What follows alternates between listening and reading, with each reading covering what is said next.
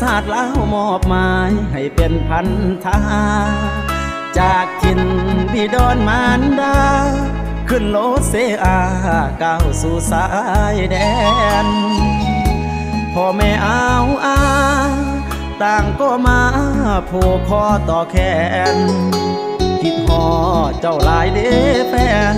ไปอยู่สายแดนย่านแฟนเปลี่ยนใจอายเป็นทหารต้องลานุ่งขานไปตามหน้าที่เพื่อพื้นดินลาวสุขีแลกด้วยสีบีอายก็ภูมิใจ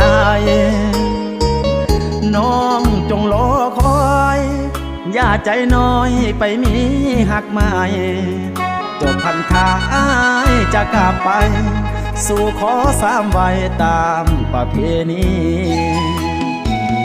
กอดปืนยืนหนาว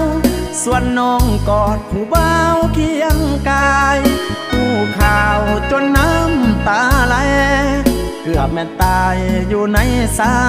ยแดนกลับจากแนวหน้าว่าสิได้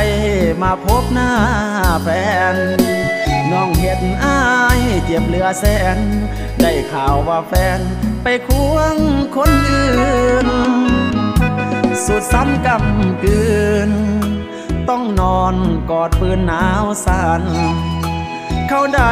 กอดน้องจอมควันโอ้น้อเนื้อนวลคงสุขสมใจอกหักจากสาวทหารลาวบอกเคยแนงนายสู้เพื่อศาสตร์ลาวศรีวิไลอ้ายขอยอมตายอยู่ในแนวหน้า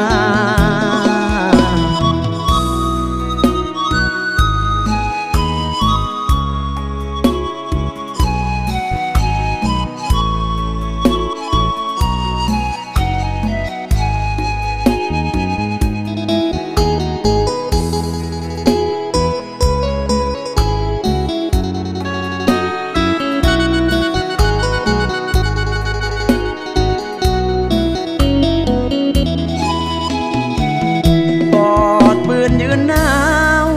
ส่วนน้องกอดผู้บ่าวเคียงกายผู้ข่าวจนน้ำตาไหลเกือบแม่นตายอยู่ในสายแดน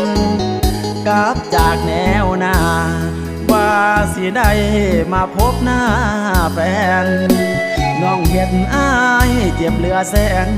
ได้ข่าวว่าแฟนไปควงคนอื่นสุดซ้ำกำกืนต้องนอนกอดปืนหนาวสั่นเขาได้กอดน้องจอมควันโอ้น้อเนื้อนวลคงสุขสมใจ